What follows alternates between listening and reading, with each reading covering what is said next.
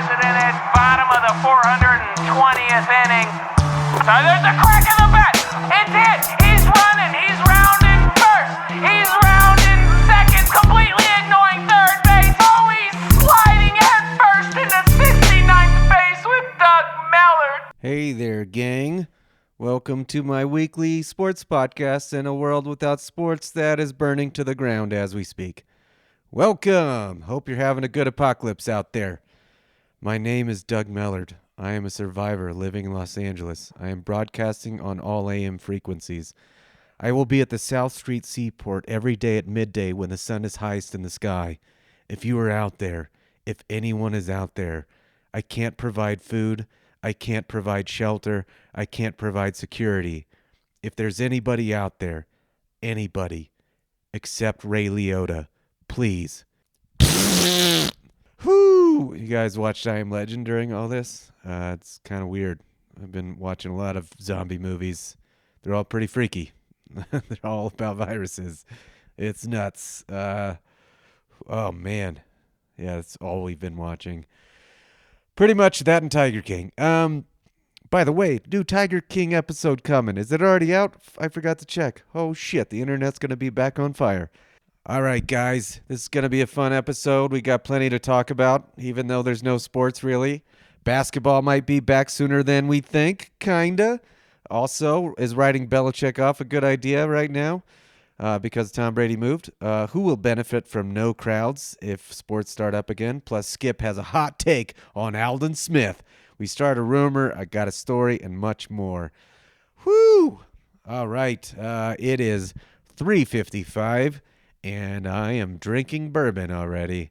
Late start for some people. I think some people, are drinking when they wake up. It's like 8 a.m. It's just time to get going.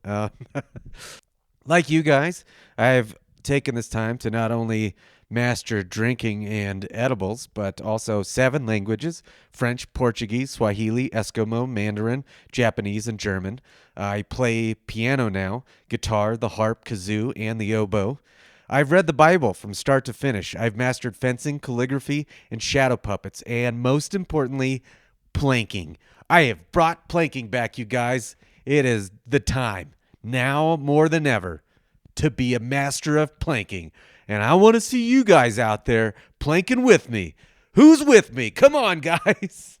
Oh, man, you guys stir crazy a little bit? I mean, I'm always having fun. I can always bite into something creative. I'm starting a lot of projects and finishing a lot of projects. By the way, Fart Safari 3, hopefully coming sooner than later. Doing a lot, but also it feels like you're doing nothing. It's weird. And as we've talked before, time is meaningless and really important. It's really weird. What is happening anymore? My thoughts are going to get crazier and crazier as the weeks go on. How you guys doing out there? Hope you're well. Hope you're staying safe and healthy. Hope you're not doing anything stupid. But here's something stupid that happened to me in the past. I don't think I've shared this one, and it's a banger of a story. God, this was...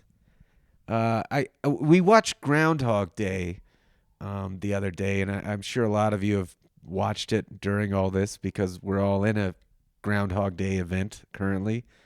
But we watched it over Zoom with my brother and his wife.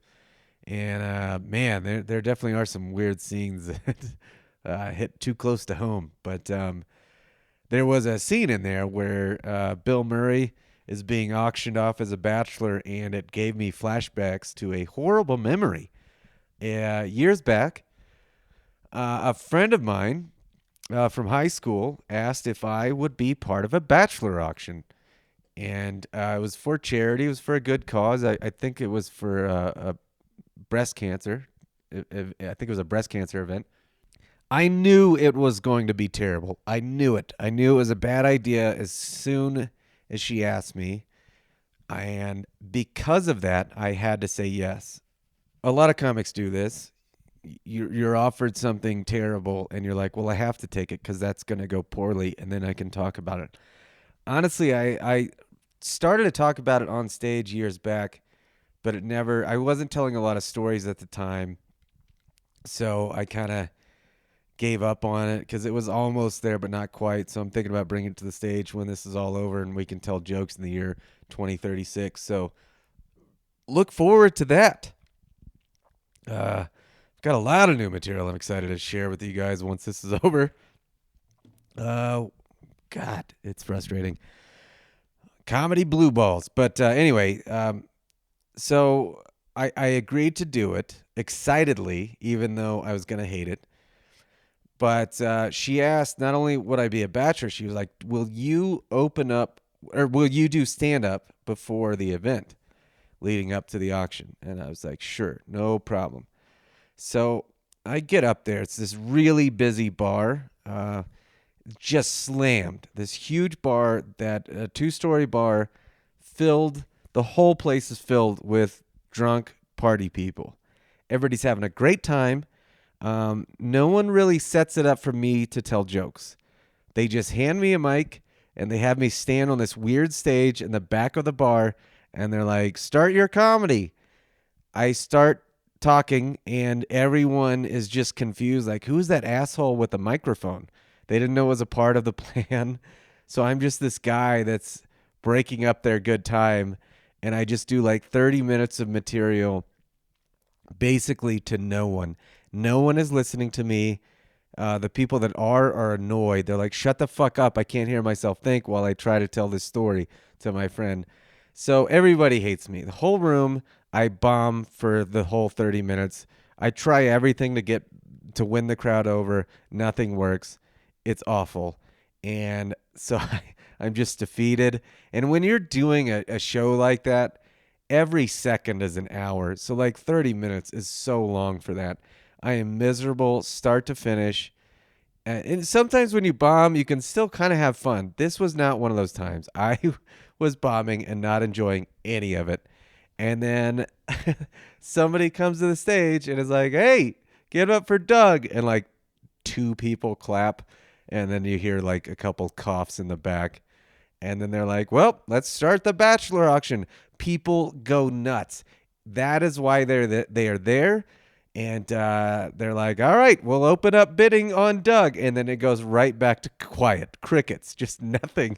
Like they're like, you're going to auction off this guy? Like this guy that just bombed, that annoying guy? No one wants to bid on me. It's the most awkward feeling. I don't know if you've ever been a part of one of these stupid things. And again, the money at the end went to a good cause, so that's great. But to have me go first, not set me up, have me bomb, and then have people immediately bid on me, such a horrible idea. No one bids, and then finally someone bids. I think they started the bidding out at $75, and I think it ended at $42. This girl, Sally, who I've become friends with since then, bid on me and later told me she used to work in entertainment and she dealt with a lot of comedians and she likes stand-up. And she said, honestly, though, I just felt sorry for you. So, and what's weird, we never actually went on a date.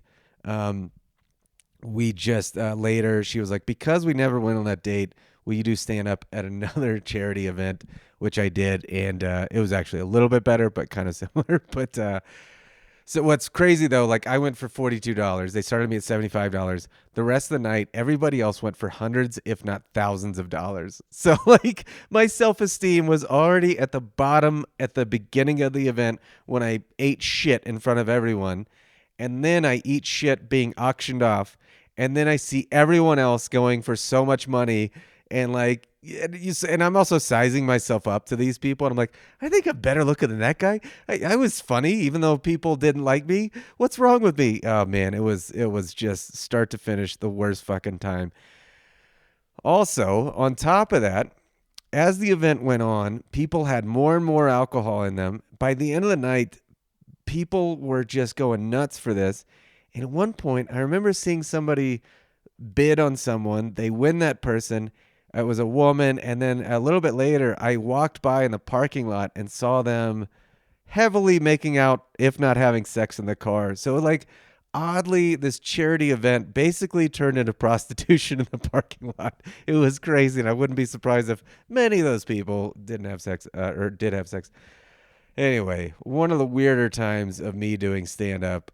Good God, so strange. But glad I got to share that with you guys. And again, in the end, I was glad I did it because I do have that story. So there you go. All right, let's shift over to sports and all the bad takes that come with it. Guys, I am excited to tell you that this is what we've come to. I don't know if you heard about it. Well, first of all, baseball, there's talks. I just got the news. Somebody sent me a link that baseball might be coming back in Arizona, but I didn't get the details. I just glanced at it for a second. But baseball might be leading the way in coming back, I'm assuming, without crowds. But, we'll see if that happens or not. It said like maybe in May, as early as May, which is crazy. But I don't know if you've seen the headline, but more excitement should be behind this. We might get a televised version of Horse on ESPN.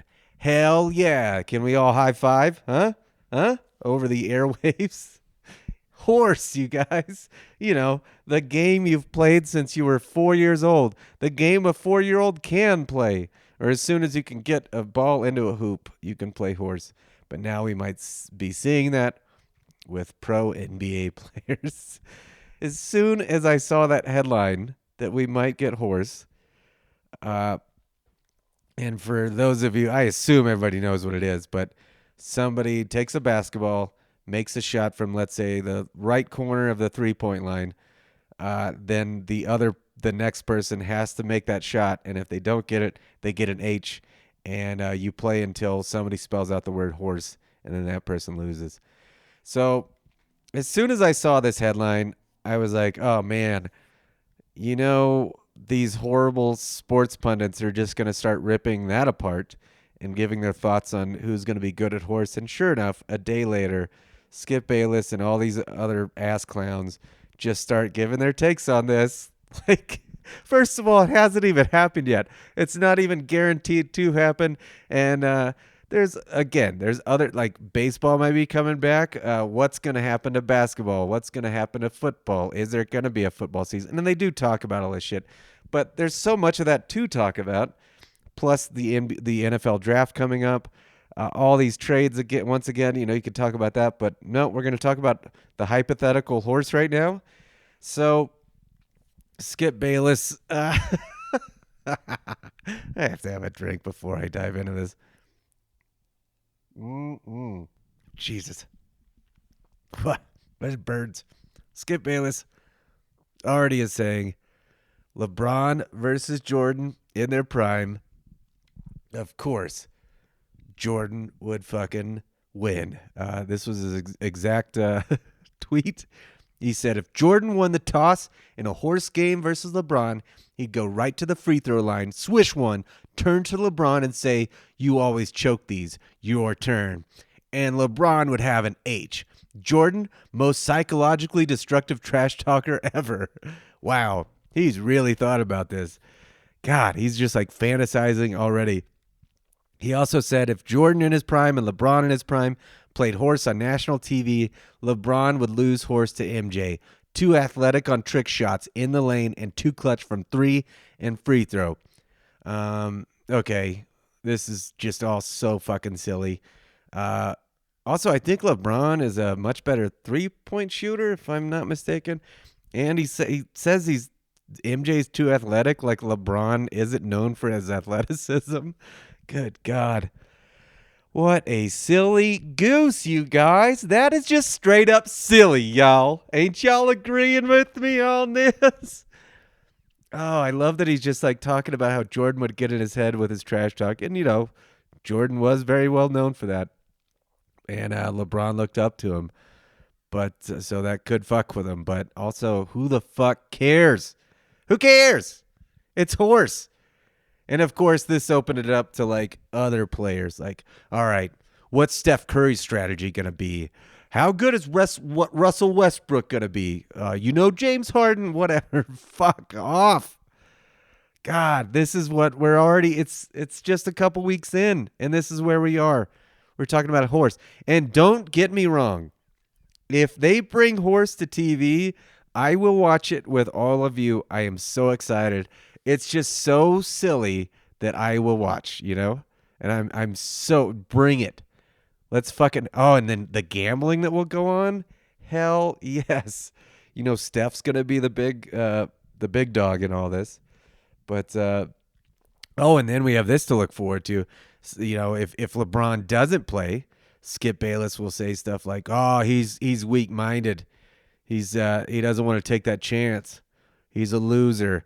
Jordan would have done it." So this will be fun.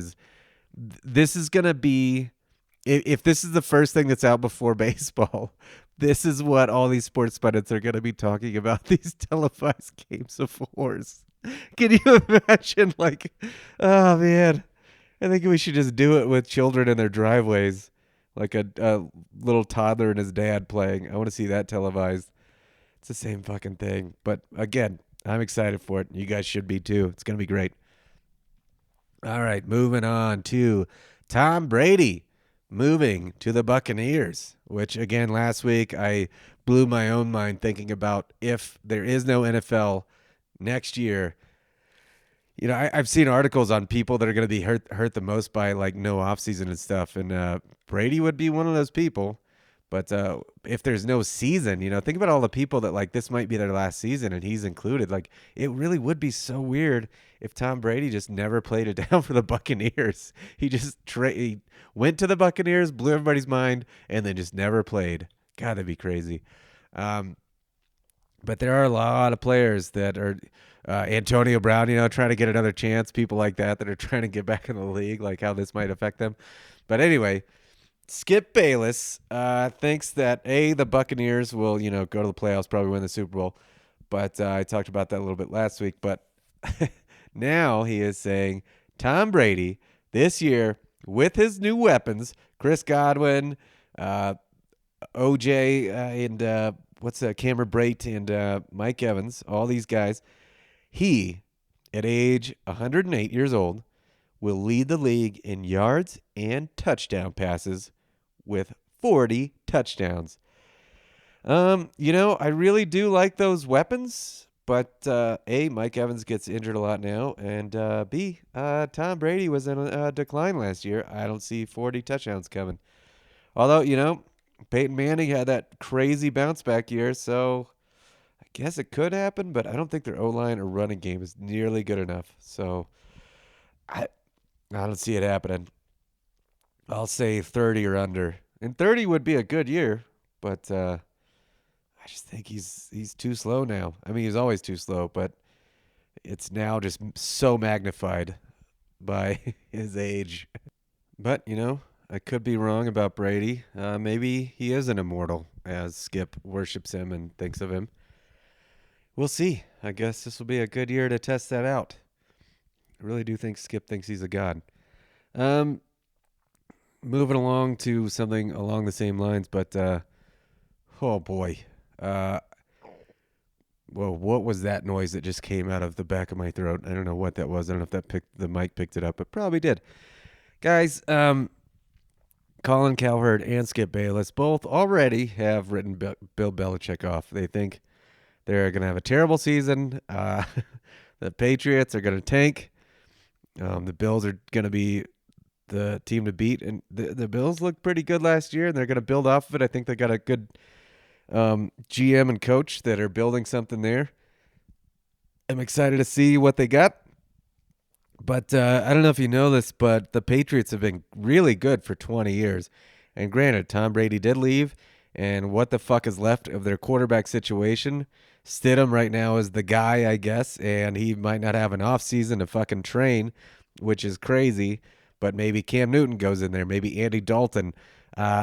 Again, Matt Castle did really well with Belichick that one year, 11-5. So why the fuck would you write? I just don't think he's done so much with so little for so long. How many years are we man, the Patriots don't have a team. They tank the first 4 games, and then they're off to the races because he figures it all out. And again, I feel like if anybody could benefit from lack of an offseason, Belichick is going to find ways to pounce on his opponents and find weaknesses. And again, it will hurt them with not having a quarterback in camp or whatever if there's no offseason, because, that's very, very important. But I just don't think you can write that guy off. There's just no way. That's such a stupid bet to to take. So shut up. But along those same lines, like, it really is like weird to think about all the people that are going to be fucked. It's, quarterbacks and rookie coaches, seriously, like, not having like the time to work out with receivers and all that shit. It's going to be tough. It's going to be weird. Rookies, any rookies coming in, Joe Burrow going to the Bengals, like, if they don't have an offseason, and then you're also on the Bengals, who are one of the most worstly run teams in the league. Good luck with that. I think the Bengals are going to have the number 1 pick next year as well.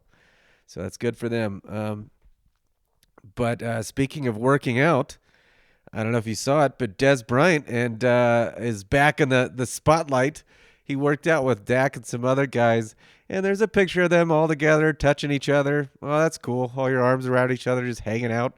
Oh, neat. Did you guys know that the whole world is shut down and you could get this disease that can kill you?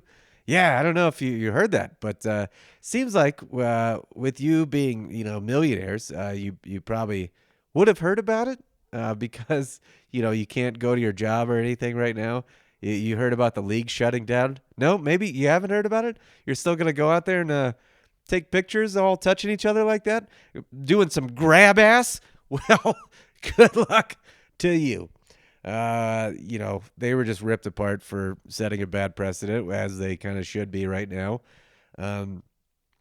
Meanwhile, good luck, Dez. Jerry Jones did bring it up again. We talked about it here, that he was in the shower thinking about Dez, bringing him back. But, I don't think this is going to help your chances there, buddy. You need an offseason to train.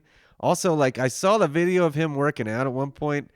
God, he was never fast, and boy, did that not improve with a year or two off and age. Meanwhile, I've seen the Antonio Brown workout videos. That guy's really fast still, but he made Dez workouts look really bad. So, I mean, I guess you could take a flyer. Who cares? We would get him on the super cheap. I don't think it would really hurt, I guess, although he can be a headache of a player, but he didn't work well with Dak to begin with, so I don't know. I just don't see it happening. And this whole Corona thing is really not going to help his chances. One team that I think will benefit from this, for sure. I was thinking about this. Some teams are going to be devastated by this, but what teams will be helped? The LA Chargers, for sure, will come out looking great, because if we play without crowds, this will help them so much, because teams like Kansas City that have this massive home field advantage, these crowds that get behind them, the 12th man in Seattle, these crowds that get behind them, the Chargers just have not had a crowd since they moved to LA. So now they're going to be like, hell yeah, even field. Here we go. Level playing field. So that'll be interesting to see if the Chargers finally have a good year for the first time in many, because there are no crowds. It'll help their self-esteem. Way to go, Chargers. That'll be good for you. Aldon Smith was picked up by the Cowboys. I just had to share this bold take by one Skip Bayless. God. Skip said, man, just really throwing it out there, putting his ass on the line. He said this about Aldon Smith. He liked the pickup, I think. He said it was, a low risk, high reward kind of a thing. But he did have this to say. I don't like the domestic violence in his background. I just don't. Wow. That's just really a hot take. You don't like that? You don't like about it? You don't like that about him? Okay. Wow, man. You're a good guy by saying, of course you don't. Who's going to not say that? Just thought that was a really weird thing to put out there. I mean, I guess he was probably saying it to cover his own ass. I like this signing, but it just came, like the way he said it was so strange. Again, the NFL draft is around the corner, and boy, am I fucking excited. We should all be so excited about that. It sounds like they're just doing it out of like their remote homes and stuff. So it should be kind of crazy because some states have heavier, restrictions on them. So they're just going to level the playing field and have it just from their homes. Everybody, gets in on Zooms. But one concern is hacking. Can teams get in there and hack texts and Zoom calls and see who's going to take who? And who do you think people are eyeing when we're talking about cheating in the draft? That's right. Bill Belichick. He loses Tom Brady. Now he has this great opportunity to hack into other people's draft strategies. And, they're notorious for not drafting well. So, man, it'll be crazy if Bill Belichick immediately after Brady loses is just hit with yet another fucking cheating scandal. And we still have the cheating scandal that just happened and the Kraft thing. There's still shit hanging over their heads. So let's just throw one more in there. Why not? Colin Cowherd is an idiot, and he's kind of pushing for games to already be back, like now, which I think is just not very likely. He keeps talking about how, like, good news, there's good news. We're going to be back to it sooner than later. I don't think there's a lot of good news out there, buddy. I don't think that's the way it's trending right now. And he had a guest on, and he was talking about how, like, we don't shut down because a lot of people die in car wrecks every year. If you hear someone making that, analogy, shut them up. Like, it's a dumb thing to say. I've seen a lot of people make that analogy. It's really stupid. And his guest actually shut him down on it. And immediately, I was thinking the same things, but the guest, I can't remember who it was, but he was saying, well, that's really dumb because with car wrecks, those people don't all go to the hospital at once at the same time during the year, and and they don't take up spaces in the hospital for other people that had heart attacks and injuries they can't get help. And also, those car accident victims don't give their car accident issues to the doctors and nurses. It doesn't spread. And it doesn't just spread to other people. People in car accidents, when they have them, it affects the people in those car accidents, but it doesn't suddenly spread to other people and then they have car accidents. So that's a really stupid thing to say. Shut up. You're an idiot. God, he's such an idiot. He's getting worse during all this. One more really stupid thing with Skip Bayless this week. He posted on Instagram. He's been doing the show out of his home. And when he does, it's just him and, the split screen with Shannon. They brought the hostess back, Jenny Taft. So she must feel a little bit better, and she's probably getting a check. Good on her. But she just chimes in at the beginning and end. She really has nothing else to go in between.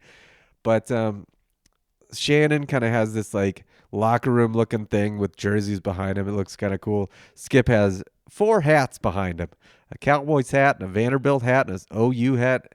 And he posted about his hats on Instagram. So that's pretty cool. What a cool guy. And then he said on his Instagram, he posted a picture of like under the hats. I guess they're awards that you don't see on the TV screen, but he said his wife is now the one and only camera person, which is funny because like he always has these IG posts of him like playing basketball and stuff or working out, where his wife is clearly taking the picture. It's so sad and pathetic. But now she's literally like the camera person for his show.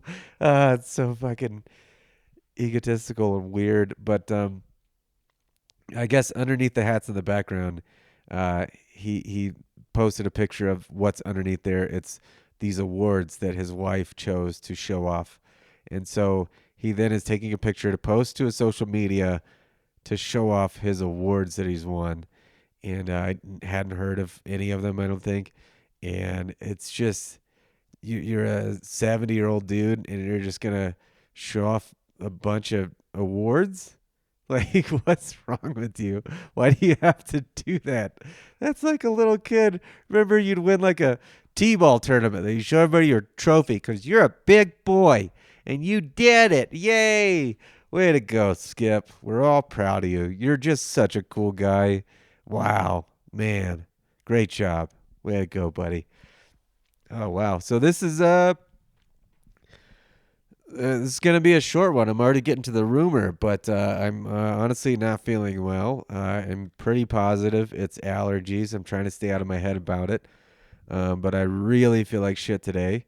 I'm trying to have a drink. Hopefully that'll help. It's probably a bad idea, but I'm also like thinking this will get me out of my head. Don't do anything I do. I'm an idiot, so I will say that, but. Yeah, that's gonna be a pretty short one, but I'm just kind of not feeling up to even recording what I've recorded, but I I had to get it out there for you guys. But let's get to the rumor. All right, guys, this week's rumor. I heard that I actually saw footage of this, some lost footage that wasn't released for Skip's show, but when he's doing the show remotely from home right now, it's just like kind of stomach or chest up on him. But I got an outtake where the camera slipped for a minute and you saw what was, below that shot. He's wearing a diaper in these shots. He's wearing an adult diaper. And when the camera went down, it was kind of stuck for a minute. You can see that how full the diaper is. Like, it looks like he hadn't been changed in like 3 weeks. It was such a shit-filled diaper, and he was in this chair, and it's like some of it's just dripping off the chair. It's just so filled, and I heard that like every time he shits, he just says, "I make poopy and diaper. I make poopy. Oh, I make poopy." But yet he doesn't change it that often because he thinks that's weak, in his own egotistical world, he thinks that's weak. So it's crazy, guys. It's weird that I can pass that along, but it's just some footage I saw, and yeah, it's nuts. All right. Well, that's the podcast this week. It's a real quick one. I do once again. I want to promise. I'm gonna promise you guys. There's going to be some more creative shit coming from me. Like you guys, there's been a lot of stuff going on in my world, so I'm trying to figure out what is what moving forward, and I've been getting used to what is the new norm. Plus, today, I'm feeling crappy, haven't been sleeping well. I don't know if any of you guys are having insomnia issues, but that's a thing. Yeah, but I will say I'm going to have a lot of like new things moving forward, videos, stand-up clips. I do have the other podcast out there, Earfinger. So look for that. I haven't made a big push for it yet because I'm waiting on some artwork and I want to get like a theme song and all that shit. So I still haven't put a second episode out, but I'll probably do that this week. It might just be another episode of me being really high watching Sesame Street because I did record a second episode of that. But we'll see. I'm just going to be experimenting a lot right now, and I want to get as much of that stuff out there for you guys. So look forward to some shit. I'm going to try to be better and get more of it out there sooner than later. But just settling into this weird world that we're in right now, guys. So bear with me, but it will be out there. And again, Fart Safari 3, I just did another edit chunk of whatever that I'm sending off to the producer right after I get off from recording right now. So hopefully we'll start moving that sooner. So look for that. Well, I'll let you guys know when that's getting closer and closer. Oh, you know what I'll do right now? I'm going to play you a little clip from Earfinger if you haven't listened to it already. I'm excited about this, and thanks to anyone that has listened to it. I really appreciate that. And thanks for the people that have reached out about it. That's great. Thank you so much. Here is a clip from Earfinger again. There's just one episode out there right now. but it's me being really high in the apocalypse. One of my first days of quarantine, just way too stoned. Here's a little snippet. Why is that so weird? They're just telling these kids how fucking faucets work. Who cares? What? Oh, Jesus. Oh, my God. Oh, man. Why am I recording this? So it's just a quick clip, but there was something on Sesame Street. I'm high out of my mind, and they're showing this animation about a faucet, and my mind was blown that they were showing kids how water goes through a faucet. I was like, why are they doing this? God damn it. It was so stupid. Give it a listen if you want to hear more high ramblings of me being really stupid. Once again, it's called Earfinger. Find it, subscribe to it, whatever. It's now on iTunes. If it's not on the other platforms, it will be soon. And also, be sure to, people have some extra time, some of you right now, rate and subscribe to this one, that one, say some good things if you feel so inclined. Help me grow this stuff. I really appreciate you guys listening. Stay safe and healthy out there. Thanks, guys. See you next week.